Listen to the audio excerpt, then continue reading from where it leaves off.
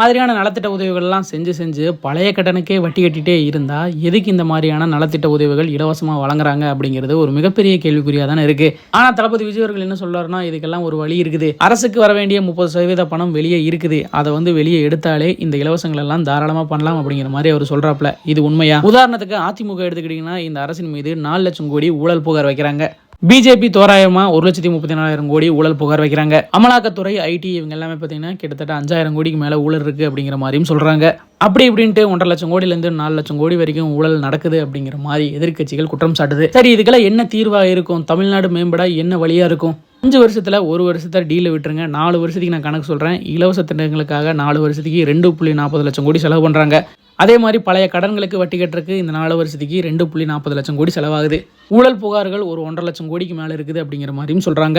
புதிய கட்டமைப்புகளான சாலைகள், பாலங்கள் போன்றவற்றுக்கும் 0,80 லட்சம் கோடி செலவு பண்றாங்க. மணல், கனிம வளம், டாஸ்மார்க் முறைகேடு போன்றவற்றை தடுத்தாலே தமிழகத்துக்கு இதிலிருந்து மட்டும் ஆண்டுக்கு 25,000 கோடி வரைக்கும் லாபம் வரும் அப்படிங்கிற மாதிரி தகவல் இருக்கு. இந்த 3 இலவசங்களை கட் பண்ணி 2,4 லட்சம் கோடி சேவ் பண்ணணும்னு வச்சுக்கோங்களேன். 500 தொழிற்சாலைகள், 5,000 நவீன பள்ளிக்கூடங்கள் உருவாக்க முடியும் அப்படிங்கிறது தாங்க உண்மை. இந்த 3 இலவசங்களை கட் பண்ணாலே இவ்வளவு நன்மைகள் நடக்குதுன்னா, தேவையில்லாத இலவசங்கள் நிறைய வனத்தை கட் பண்ணா நாடு கண்டிப்பா முன்னேறிடுங்க. மக்கள் கேட்க வேண்டியது இலவச சிலிண்டர் கிடையாது, சிலிண்டரோட விலையை குறைக்கணும் அப்படிங்கிறது. இலவச பேருந்து கேட்காம தரமான சாலை, தரமான பேருந்து, கூடுதல் பேருந்துகள் எங்களுக்கு வேணும் அப்படின்ட்டு அதை கேளுங்க. மாசம் எங்களுக்கு 2,000 ரூபாய் வேணாம், விலைவாசி உயர்ந்திருக்கு, அதை கம்மி பண்ணுங்க. தரமான மருத்துவம், ஊழல் இல்லாத ஆட்சி, எல்லோருக்கும் வேலைவாய்ப்பு, இது மட்டும் இருந்தாலே நம்ம மக்களோட வாழ்க்கையை நம்ம பார்த்துக்குவோம். எக்ஸாம்பிளுக்கு ஒரே விஷயம் நான் ஓப்பனாக சொல்லணும்னா, அரசு பள்ளிகள் ரொம்ப கம்மியாயிருச்சுங்க. குழந்தைகள் எல்லாமே பிரைவேட் ஸ்கூலில் தான் சேர்த்துறாங்க. பிரைவேட் ஸ்கூலில் ஃபீஸ் மட்டுமே எல்கேஜி யூகேஜிக்கே கிட்டத்தட்ட 35,000 ரூபா 40,000 ரூபா சார்ஜ் பண்ணுறாங்க. ஒரு குடும்பத்தோட அனைத்து வருமானமும் மேக்ஸிமம் எஜுகேஷனுக்கு மட்டும்தான் செலவாகுது. இதை கவர்மெண்ட் டேக் ஓவர் பண்ணி பிரைவேட் ஸ்கூலை காம்பீட் பண்ணுற அளவுக்கு கவர்மெண்ட் ஸ்கூலையும் வளர்த்துனா மக்கள் ஏன் பிரைவேட் ஸ்கூலை நோக்கி போகிறாங்க? எல்லா பக்கமும் கவர்மெண்ட் ஸ்கூலில் தரமான ஆங்கில கல்வியை கொண்டு வந்து அதுக்கு ஒரு மினிமம் சார்ஜாவது வாங்குங்க.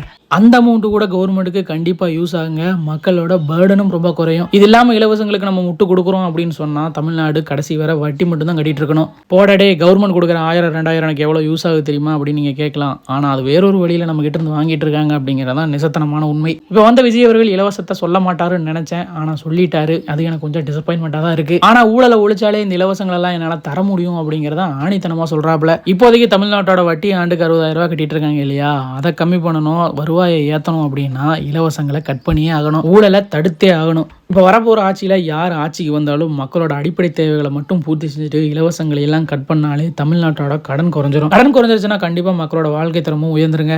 அரசு தர இலவசங்களை நீங்கள் ஆதரிக்கிறீங்களா, எதுக்குறீங்களா? உங்கள் கருத்து என்ன கமெண்ட் பாக்ஸில் மறக்காம கூட ஷேர் பண்ணிக்கோங்க.